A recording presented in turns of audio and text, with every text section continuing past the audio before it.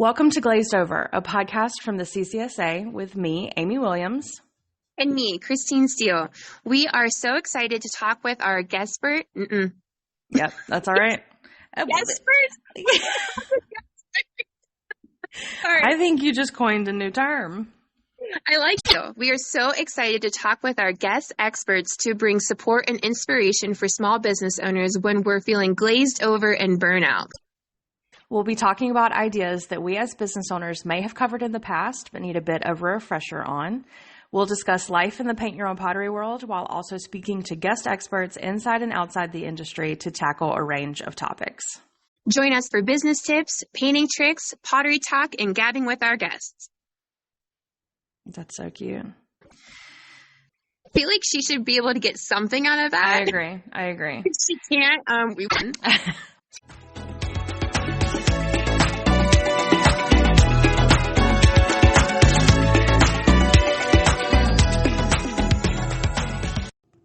Glazed Over is brought to you by the CCSA, the Contemporary Ceramic Studios Association. Thank you to our moderators, Amy Williams and Christine Steele. Executive production by Louise Blazucki. Learn more about the CCSA at CCSAonline.com. Hi, welcome to Glazed Over. I am here with Jamie McCabe. And we have Louise here subbing in for our Amy. I forgot what to put in there for why, so let me keep talking.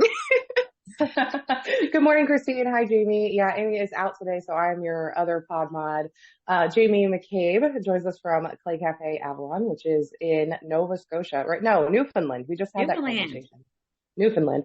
And again, tell us, it's 11:30 where you are, but it's 10 a.m. where we are.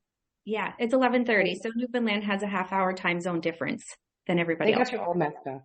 That means that you get to plan summer camp way before everyone else, right? That's right. A half an hour before you all.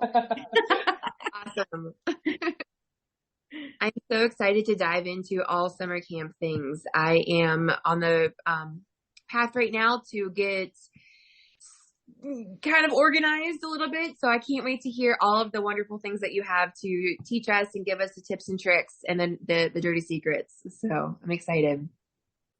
Let's start with who Jamie is. Jamie, tell us about Clay Cafe. Clay Cafe is in Newfoundland, Canada, and we've been in business for about 15 years now. This will be our 16th year in December. And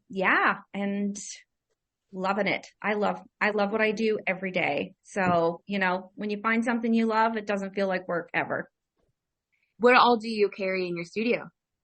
Oh, okay. So we do glass fusing, stained glass, walk-in pottery, canvas classes, clay wheel, clay hand building, and I think that's it. We just recently, it was like everything. Like even if the staff have like a great idea or a hobby that they do, like looming, the staff want to bring in like hat looming now. It's winter time, so we're gonna give that a go too. So anything creative and fun. I want to come visit. Yeah, I do too. I want to come play. Stained glass is like the newest thing, right? How long have you been doing stained glass? Oh, probably about 3 years now. And oh my gosh, it is like sold out. So, we did start off with glass fusing, and then we found somebody who knew about stained glass. So we kind of kicked that up a notch, went to the stained glass. It's not much more in supplies, I guess, than glass fusing, just a few extra things. But it sells out. So we're looking to kind of take it to the next notch now and, maybe do a 2-part class or a 6-week class or something where they can make something bigger than just their little pieces they make in one class. And you're going to teach a class at convention on that, right? Is that what I heard? I don't teach it though. I'm just the creative mind behind it all. And then I just pull the team together. So I don't teach too much. I know, I've been watching yours, and then there's a place in Maryland that does it all the time that I see it pop up, and you have the torches and right? It's like a little soldering iron, and you just nice. gotta like line it up all along the edges. Like I said, I know nothing about it. I just bought an online class and said, "Here's staff, watch it and tell me all the supplies." So smart. And then they took it over and they practiced. Have you owned for all 15 years, Jamie? Yes, I have. You're the mama. You were the creator and everything. That's awesome. Yeah, we started off with 1,200 square feet, and then about 5-6 years ago, we moved to 3,200 square feet. So yeah, we try and fill that as much as we can. Christine, you have like 8,000 square feet, right? I do, and I don't even use all of it. Oh, wow. I just added on an extra 4,000 square feet, and I don't know what to do with it. So we kind of use it a little bit for a party room, but I don't even use all of it yet. Do you have wheels? Sounds like a stained glass workshop is where it's going to be. Right? We do. We turned our old party room into a playground, and then moved the playground or the party room into the other area. So that was it was pretty neat.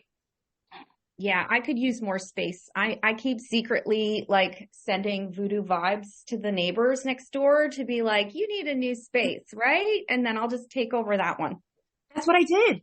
Yeah. That's exactly the garage moved out, and I was like, oh, it was awesome. I figure it'll happen when it's the right time. So I'm just waiting. So how long have you been doing summer camps?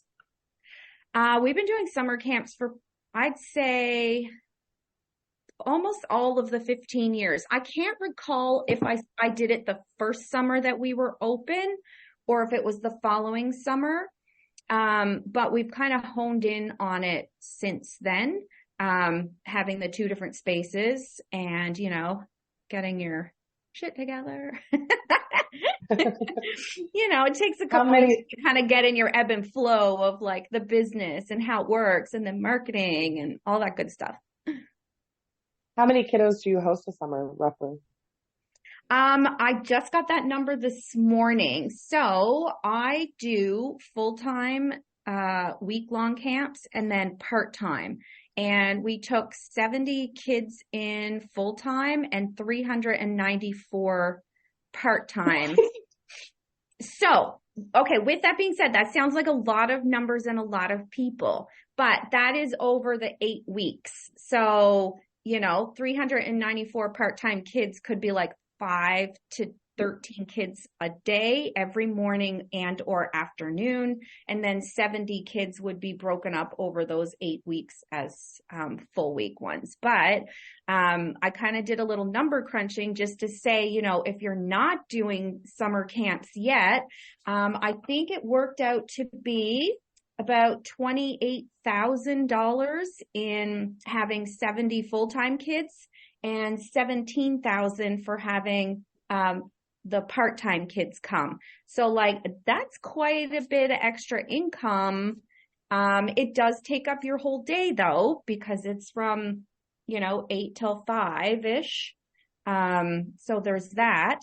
But we open it up to part-time kids as well because we want to be super flexible for parents. We were always getting calls saying, well, like I don't need a sitter on Monday, Wednesday, and Friday. I just need all day Tuesday and Thursday.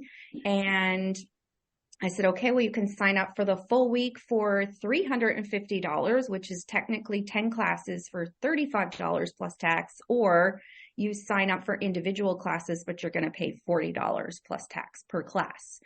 And it works. Awesome. Yeah. When you say part-time, so people, what I'm hearing is that people can drop in for particular days, but can they do half day or? Yeah. This is what I love about it. And some people can't, they're like, oh my God, how do you do that? So first of all, we use an online booking system. We use Occasions. I'm not sure what everybody else uses, but we have it set up in a way that when we look at our calendar, people will sign up for the full week. So then I'm going to have a class list of my full week students, but I do have to be attentive because I can only take 24 maximum in that room. So I do have to kind of keep paying attention as to how many part-time sign up. So then what happens is I create a half-day camp for the AM from 9 to 12 and the PM from 1 to 4. So it's a 3-hour class. But if you book the morning and the afternoon class, you can pack a lunch and stay all day, because my full-time students are staying all day anyway. So sometimes people will just do a morning class or an afternoon class here or there. Or they'll stay all day and just pack a lunch and stay with the full week one. So I do have to pay attention that, if my number's getting up there that I've got like 13 full times, then I'm going to cut my half day kids down available for booking for like, say, 8 or 10 until that fills up. And that makes so much sense, because I've done different art camps, and you're not continuing the project throughout the day. Like you work on something and then you stop. So it completely makes sense that the way that it kind of flows, I love that. I guess I never really thought about that, because there are people that say, I can't make it this time. I can't make it this time. So it's like, okay, cool. It doesn't hurt the people that can. We do Mondays is our clay day. But they never paint those clay projects. Like, we don't have to try and rush it to have it ready for Friday to paint at the end of the week. They just get an email saying your clay projects are ready to paint. Bring the kids back in and have a paint date with them and finish it off on your own time. So again, it's not like I have to pick a filler class for Friday. If a half day kid shows up, now I got to be like, okay, what project am I going to do for this half day kid? Because the Monday's group or Monday's kid is finishing their project on Friday. So every single day is a different class that should be finished in that 3-hour time frame. It works out really well for us. I thought so. I think sometimes we overcomplicate things. And in my head, I'm like, okay, I have to have a plan for every kid who's going to show up, and it has to include every single thing, but it doesn't. They show up that day, we're doing journaling that day, and that's that. Or we're doing clay building and they come back and paint it. That's so smart. And I think that the email is really key there, because then that is my problem, is that we do so many projects in a week-long summer camp and then no one comes to pick them up. And if they have to come back to paint it, they're more likely to come back and paint it and pick it up.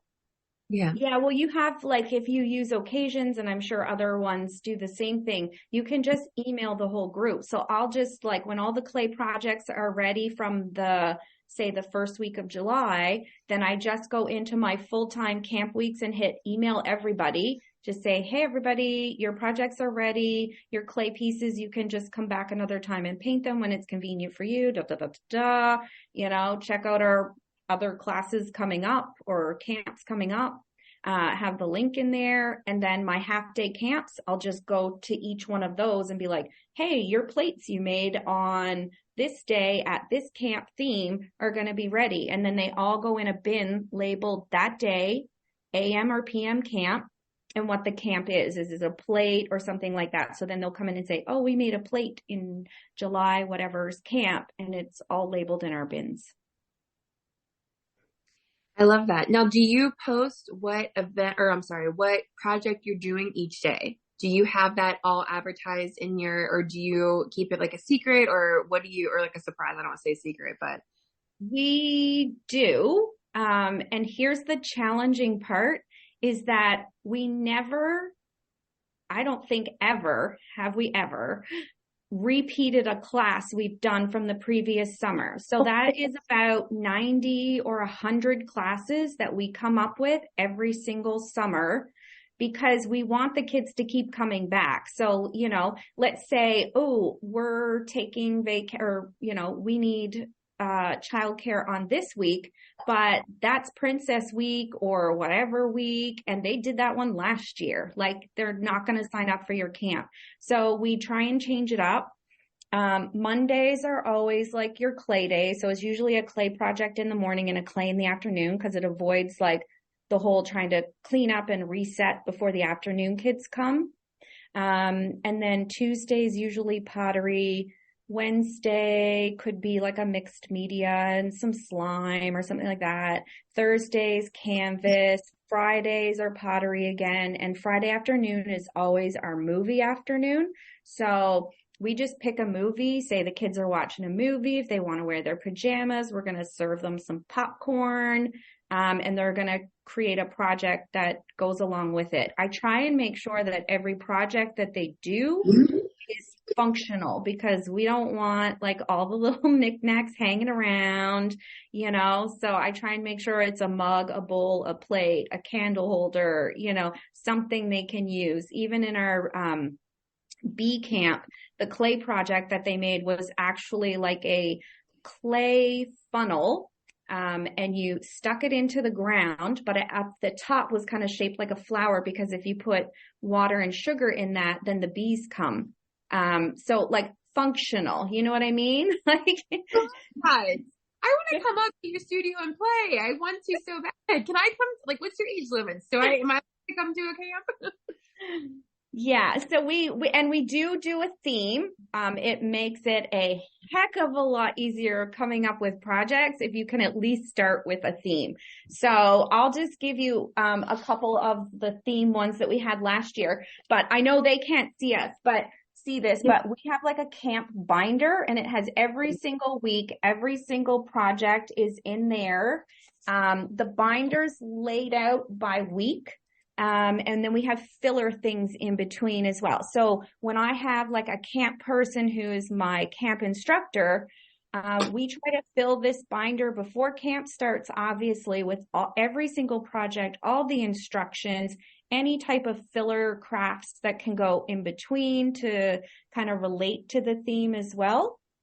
Yeah, so it's a big, thick binder by the time we get to like 100 classes. But last year we did like Picasso with pets, and Disney, bee, cozy week, which was stuff for your rooms, bath bombs, picture frames, bug week, gamer week, animal week, Nintendo week, and then sweets and snacks week. So, and a lot of those projects we do get from CCSA. I love going to the guides and just seeing, what we can get from there. And they have summer camp guides as well. So, you can utilize those just to start if that's, if you're looking to start a summer camp.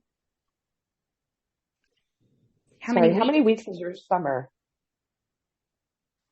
We had 9 weeks last year. So I like to start my camp the very first week that the kids are out of school. So for here, that's like the first week of July / last week in June.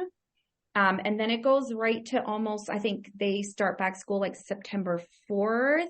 So, however many weeks are usually in between, it's like at least 8, but there's probably like 9 overlapping, just because parents are looking the second they get out of school. How many weeks is your summer, Christine? We end school, some end the end of May, beginning of June. And then we are usually going back to school the week before Labor Day, I think. For some reason, we go back for like 2 days, and then we have Labor Day weekend. I don't know. Yeah, that's how it was when I was in Maryland. It was a longer summer, and here we're on a balanced calendar here in Indiana. So we do 8-week summers only. And so we end the end of May, and they go back the end of July. So that's why I was asking, just because it's interesting to hear how you're doing so many different projects in one summer. And I was counting my days, and I'm like, I don't actually have that many days. So it might be a little bit easier on me. I could do half the size binder that you're doing. Yeah. I think the real question is how much for your previous binders? I think that's what I would like to. Actually, yeah. I was thinking that this morning. I was like, you know what? These posters and all these class ideas already pre-made, that would be a great, I'm not going to use them again. So like, yeah, absolutely. Yeah.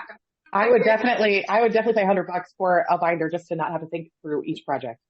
Right? Yeah. It's already all cute, all little described, AM, PM, just got to change it out, your dates. And you're using all the same distributors that we all use in the CCSA, right? You're using Gare and Bisque Imports and Chesapeake and Bisque House. You're not pouring things. You're not getting things from local suppliers, or are you?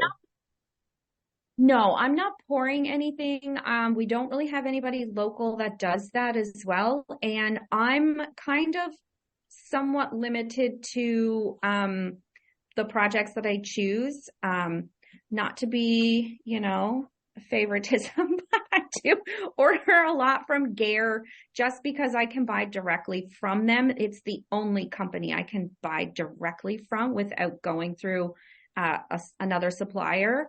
And they can be here in about less than 2 weeks. So maybe 10 to 12 days I can get it from Gare. The hardest part is when you do a summer camp like this. Thank you, COVID, for making pottery so scarce that now I have to order plenty in time to make sure I can fulfill the projects I say I'm going to do. So I usually order everything I need like the month before camp starts. And I just got to assume I'm going to fill those camps. And if not, they just go on the shelf because they're going to be stuff that can be used every day. Yeah, I think that's the genius part of the whole thing that you've got going on is that you're doing plates, bowls, mugs, picture frames that you're already going to buy. It's just buying them in bulk. Do you have a storage unit or do you have enough storage in your studio, or is it just like boxes wall to wall in the party room that the kids are in? I try to hide my clutter. We have like a little hallway that goes downstairs, and then under those steps is a little bit of storage there as well. So we kind of store it all along there. And as soon as the order comes in, I already flag it if it's a camp project, and we write on the box right away, Sweets Week, November or, January, July, whatever we're using it for.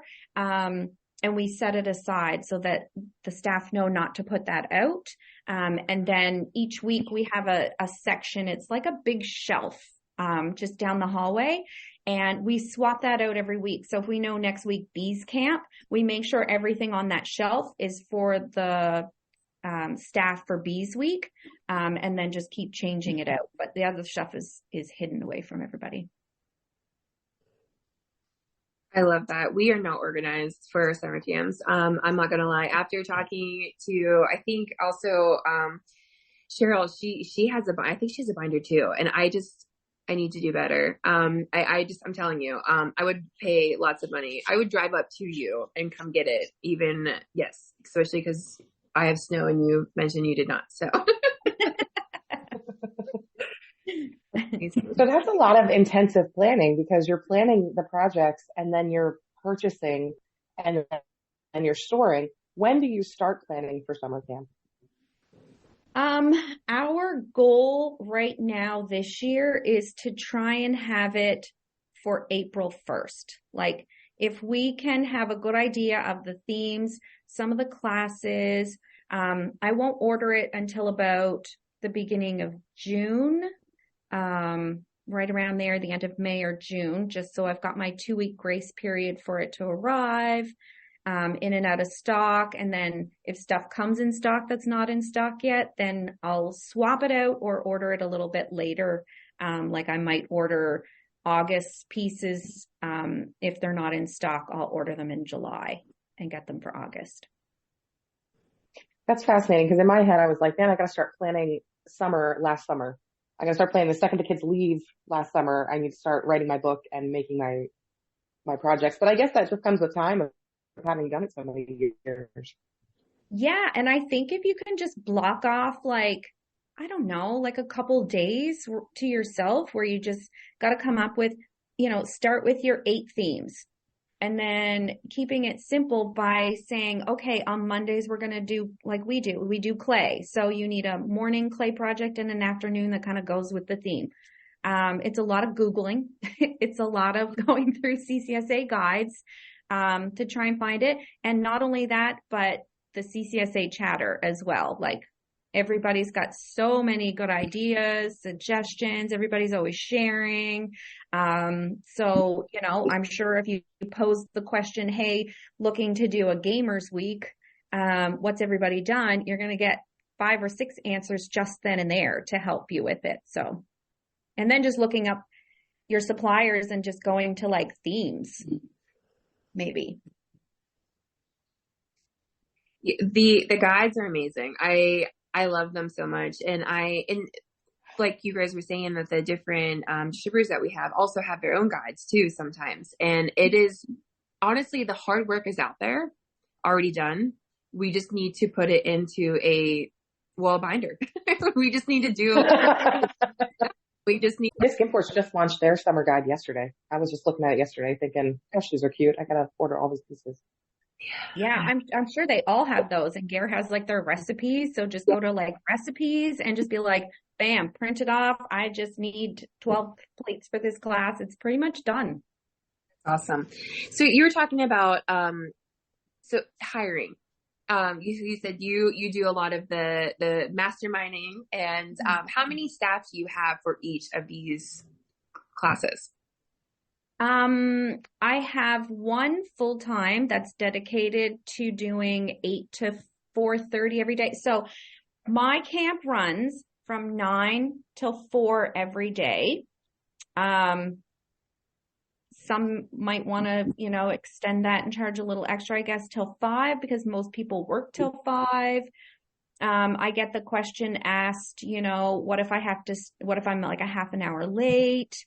If you want to charge an extra $5 or something, you can for lateness or whatever. But for us, 9 to 4 works really well. And so we have one full-time person who comes in at 8, sets up camp, prints off the list, prints off the sign-in sheets, gets it ready for the week.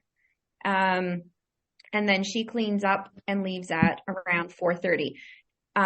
We have staff in the main studio to help cover her during the lunch break so that she can take, 30 minutes to herself. And then we have somebody who's like part-time, a few that could fill in and teach a class, because a lot of these classes are classes that if you really looked at it, you could teach like a kid's class any day of the week for any of these. So most of my staff are capable to teach any of these classes and sub in should she be, sick or anything like that. But 5 days a week for 9 weeks from 8 till 4:30 is a lot of kids and a lot of aspirin. So I'm trying to give her a little bit of a break. If she needs a day off or something, I'll just swap in another staff member. Can I have a go back? And this is a numbers question. You had said that your week long is 10 classes. So that means that your morning class and your afternoon class, right? That's what we're saying, is that there's 2 classes a day, 5 days a week. Mm-hmm. If you're full time. Okay. I just needed to clarify that in my head, because I'm thinking through, like, literally I'm going to launch tomorrow exactly how you do it. So that's why. Yep. So you got your AM class, PM class, and 10 a week. So, yeah. Mm-hmm. So we have a rule in PA that if you cannot have more than 12 kids in a room with only one adult. And if you have like 13, it's considered daycare. You have to have, that's why I was like kind of thinking about the ratio of kids versus adults. And that's where we have the risk of, if we have a class of, 20 people, we have to make sure we have 2 staff there, or it's a daycare. It's weird. I don't know. I don't know how all that works, but I don't want to be a daycare. So I just want to make sure I follow all the rules. I do not want to run a daycare either. So, I did look into that. I did ask about that regulation here, but because it's taught as a class, it's like a classroom, it's a school setting. And because that restriction's not on the teachers, it's not on us as well. Now, if we were just, not teaching in class and just, play tables and running outside, yes, that would be different. And we have, like a community table with a lot of games, puzzles, and whatever. So whenever they are done their project and finish up early, they can just go grab something from the table. Or we have like sensory bins from like Michael's or something. There was like a buy one, get one half off, or buy one, get one free or something, I think it was. And I just grabbed a whole bunch of them for summer camps. And they just occupy themselves during the lunch break, and staff will come in and just kind of sit with them. So it is like a cafeteria type setting at that point. And then we just reset at lunchtime and get them ready. If there's new kids coming in, because sometimes your morning kids are leaving at 12. So you've got an hour to kind of like reset and clean a few tables to set up for your afternoon group. So just to recap, 9 to 12 lunch break for an hour. Yep. 1 to 4. Yep. Okay. I'm writing it down. I'm telling you. I'm Okay. with you. We're gonna dive into this. I think too, Christine, you want to be careful in your state, and always everyone who's listening, take a look at your state regulations. Christine brought up a really good point that in Pennsylvania it might be different than in Indiana. I know that if we have school age kids and we're teaching a class, it's one type of restriction. If we have mixed age kids, like if we took on younger kiddos, it would be a different restriction. So always take a look at your state regulations before you implement any program. That's just a good editor's note there. Absolutely. Well, and speaking of that, age groups. So what do you do for your age range? I guess I'll word it. My age range typically tends to be between 5 and 10 years old. That tends to be like the sweet spot of the average of people that come. Not very often you get too many above 11 because they're kind of to that point where they are old enough to stay home, I think at 12 or something after you take a course or something. So, yeah, I find 5 to 10 is kind of the sweet spot for us. Okay.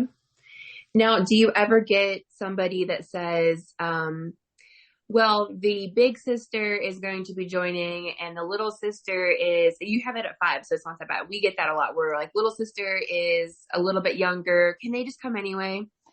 Do you ever get anything like that?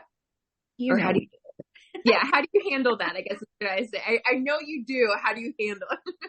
Okay, well, I never let like a 3-year-old come, but most of the time they're like, oh, they're 4, but they're going to be 5 in October. Like, is that okay? And their 8-year-old sibling is coming with them. And I will allow that. Yes. Do you ever hear them say, but they're really mature? Yes.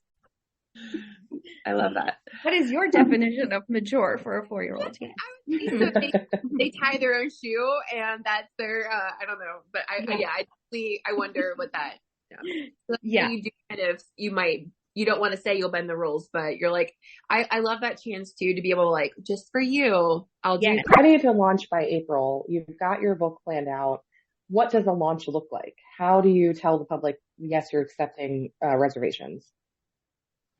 We will post our little summer camp flyers. They're all done week by week and they look very consistent, for marketing purposes. And then we'll actually go back to our email rosters from last year and say, hey, we've just launched our summer camp. Here's the week of themes. Here's a link to check it out. We hope to see you this summer. And then send it to every single, and sometimes I put in there too, like, sorry if you're receiving this email multiple times. We see that you had so much fun last year's camp that you're going to be in a few of these emails type thing, because, you know, some of them sign up for half days a lot. So, you know, if I'm emailing the group and they were in on Monday, they're going to get another email from me in the Thursday group that they signed up for saying the same thing. So, you know, so sometimes I have to try and be a little bit careful with that just to make sure they don't get like 15 emails that day. Well, maybe they will sign up then and let them know for sure. Yeah. Yeah. You could always limit, I'm sure you use an email, like a constant contact or something like that. You could always limit like in your list not to repeat. But I guess that's like a lot of brain work for you then too, to kind of like separate out each list and not repeat between all of them. Well, they do get an email through our marketing one, but they also get an email through our Occasion system where we can go back to the class list and I can just email those people. And on that week, like if I had 16 full-time people signed up for the week of July, I'm going to go back to that group and I'm just going to send them an email saying, hey, we've just listed our summer camp for 2024. Go check it out. And then put the link in. You're not exporting that list from there to Constant Contact and then you're emailing right from Occasion. Yeah. That's brilliant. I learned so much doing this podcast. Like literally hosting the podcast is an education. That's fascinating. Yeah, I love doing that. I do that for just about everything that I do. Like if we do Sunday morning art camps, then I'm going to go back to my 2 or 3, camps ago for the kids that were signed up for that. And I'm going to send a link to them saying, hey, we're restarting this 6-week art camp. Like, in case you want to jump in this session, I'm going to email just that group that was already interested in it and has already attended. That is so brilliant. I don't know why I don't do that. I think I've done that like maybe 3 times. I've done that for like adult camp before when we did like a 4-week hand building session, and then I emailed that group again for another project. Mm-hmm. But I don't think I've ever utilized that function of my planning to the best of its ability. That's brilliant. Mm-hmm. I'm learning so much. Look at all this free education I'm getting. You ever offer any kind of like early bird discounts or anything like that? Or like, how can we talk about pricing? Or I don't know if that's true or not to talk about, but like, do you do anything like that? I do not. Okay. Mine is just consistent $350 plus tax for the week, which works out to $35 a class plus tax. And then the individual classes, I mark it up. So it's $40. Okay. Yeah. And that's for each half class, or I'm sorry, each half class. Yeah. So if they wanted to sign up for the full day, it's going to cost them $80 to come that day. Yep. Mm-hmm. I love that. Now, cause like I know some people, I've used it, but then I've never like actually like made them actually pay the late fee. I will say that like if I want to charge $300, I will say it's $300 until this date, and then it's going to be $50 more. A lot of times I don't actually carry through with that, which I know all I'm doing is throwing away money. For some reason, but I just know that like, I'm like, I know life happens, and it's that same thing where I'm like, hey, just for you, I'm just going to waive this. It's okay. I'm just going to waive it. And then they're like, oh, that's so nice. And really, I was like, I was never going to charge you that anyway, but, I wasn't sure. I know some works, but built-in scare tactics. I like it. Right. I don't know. Like I thought about trying like an early bird thing just to try and get more kids in there, but I don't know. I don't like to discount very often. And that's where and I think I was just gonna say, I agree with you. I think that's why I like to like charge what you would instead of discounting yourself, increase it. That way then you're not giving yourself a break, or you're not taking away your own money. Like you're telling them that like, yeah, like it's really, you don't have to tell them that like, all the secrets, but you're like, oh yeah, it was totally discounted. That's not what I was going to charge this whole time. But yeah. I know. I think early bird, what I was going to like kind of piggyback off that is that early birds really work for when you're going to raise your prices. So if you are going to raise your prices next summer, then you offer an early bird this summer, and then maybe you don't follow through with charging people more, or you do, or whatever. And you see how that works. And if they're willing to pay the, let's say $75 a day for a full day camp, then next year, you can charge $75 at the onset. And that's kind of like a market feeler. Yeah, I like that. That's a good way to test out the grounds. Well, you have given us so much information for us to start running with this. I'm so excited. What is your absolute favorite part about hosting and running these summer camps? I like it when the kids, so like when the parents are like, we're just going to try this one class and see if they like it. And then they sign up for like the rest of the week, or like they'll just pick and choose. They're coming back every week. They're just picking a class. So I like it when they say they're just going to test it out, but then they keep coming back, because then we know we're doing something really well. I love that. What do you think that the kids get? Like, what's their most benefit that they get from the camps? I mean, other than, well, I'll let you answer. What do the kids get the most out of it? I think that they get to hang out with other kids that they don't know. So like that's a perk. They get to meet new friends. And they get to be creative. So even though we have like we are building this today in Clay Camp, we do allow them creative freedom to kind of be like, and so, Josh made this because this was where his creativity was headed today. Did not want to do anything that we suggested, but we just walk them through and say, this is how you do clay, attach it, whatever, help them. So yeah, I think that they get to come up with their own ideas as well. But yeah, when they're super proud of it, it's cool when they pick it up and they're like, look, mom, or look, dad. You don't have to have mom right there telling you like, oh wait, you're out of the lines. Let me clean that up for you. Or you don't have this, you're saying, well, this is the project we're going to do. You get that moment where you're like, you get to do whatever you want. And that's the best thing about the summer camps is that we take the pressure off the kids and let them create. And there's nobody we're there to make sure they're safe, but we let them create. Yeah. We're not really hovering over them too much. I've seen a lot of that. In fact, when I first started summer camps at the old location, we made it a point to put 100% kid crafted on our flyers because we had this one mom come in one time and she was picking up her kids' camp projects and she was just like, oh my God, is that what they made? And I was like, yes. And they were like, well, we've had them to other art camps and their projects were beautiful. And I said, I'm sorry, just so you know, we do not touch the kids' projects unless they really want us to help with them at all.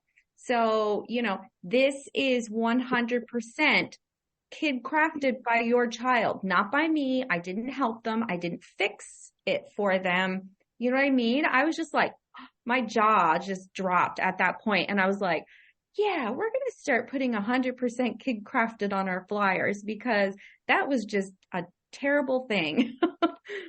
The audacity of the mom to say that her kid's art wasn't beautiful. I can't get that.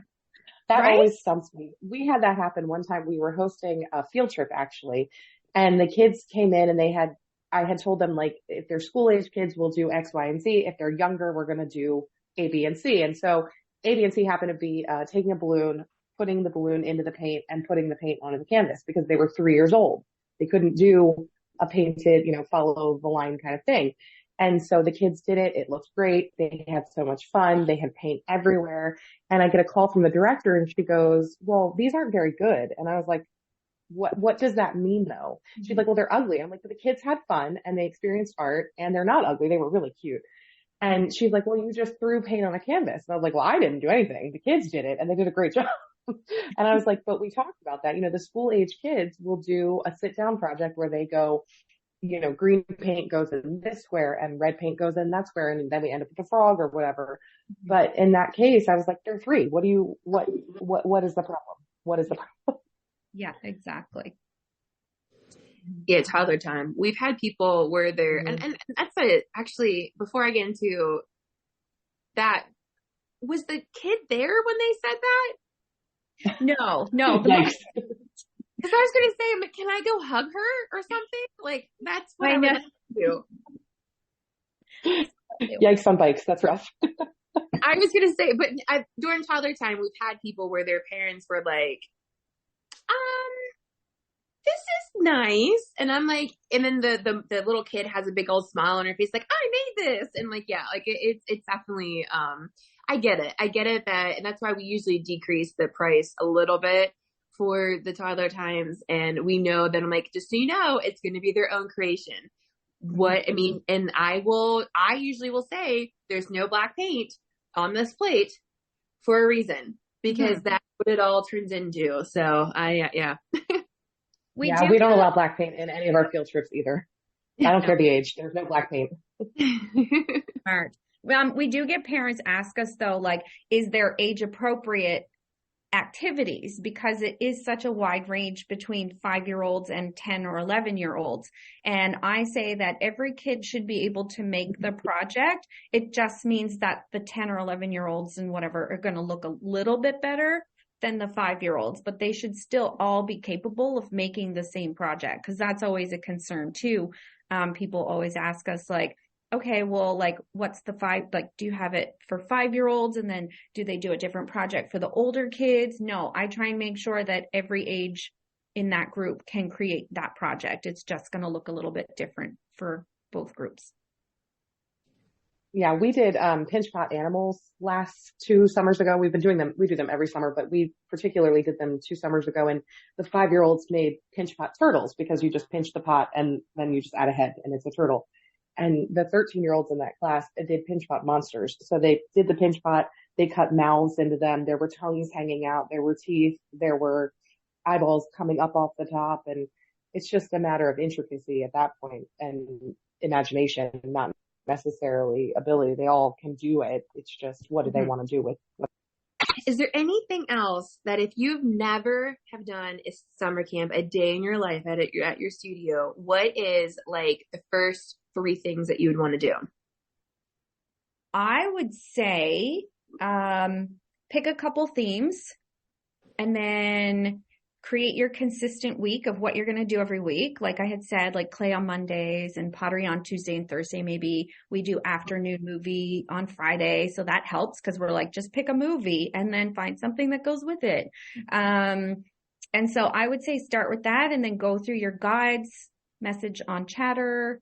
And then you should be able to come up with like, I don't know, even if you want to start like half the summer, like try 4 weeks or 2 weeks if you've never done it before.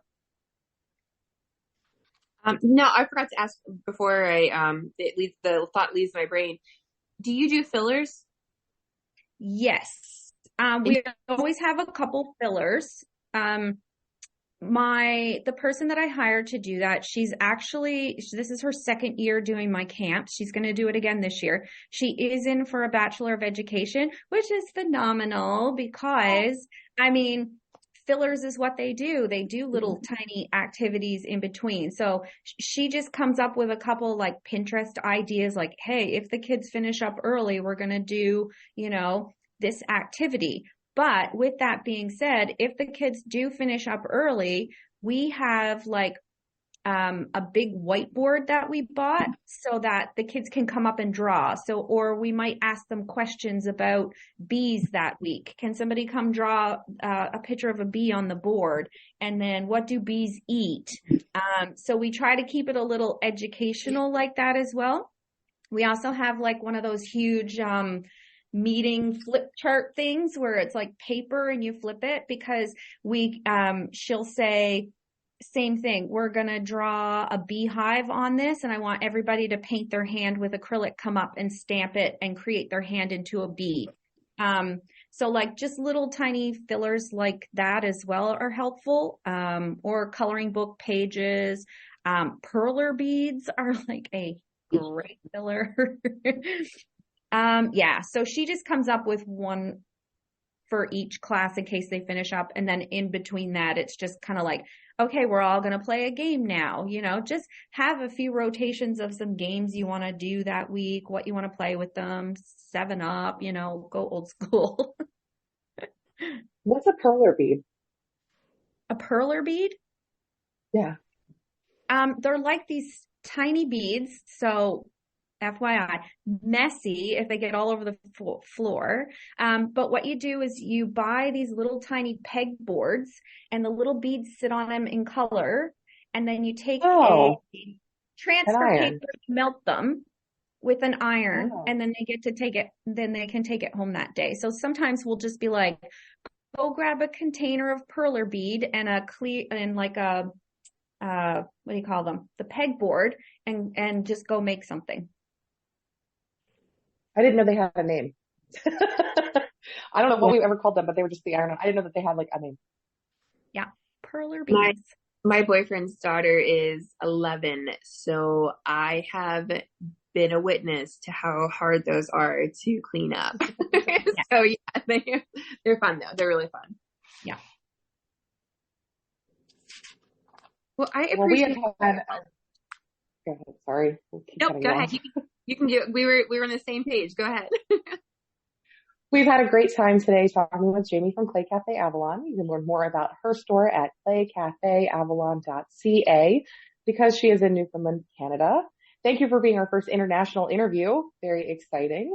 If you want to find a ceramic-based summer camp near you, you can check out CCSAonline.com and click Find a Studio.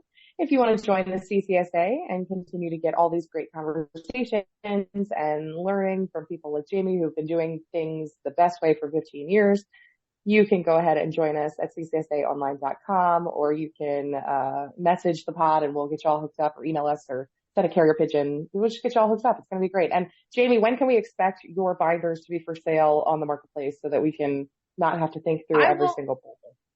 I will definitely get to work on it. I mean, I've got this whole binder here that would be super useful now and that I cannot repeat, which is my promise every summer. So we got to do 90 new classes this year. Paste, put it in a binder, mail it to me. $100. I'm done. Let's do it. I know, right? Look at this. This is a huge. All of these classes are in this binder. Awesome. This podcast is presented by the Contemporary Ceramic Studios Association. Own a ceramic studio and want to amplify your reach? Thinking of opening a contemporary ceramic art space but don't know where to start? The CCSA fosters community within the pottery art space, helping you to grow your business, connect with other owners, share ideas, and learn new avenues for success.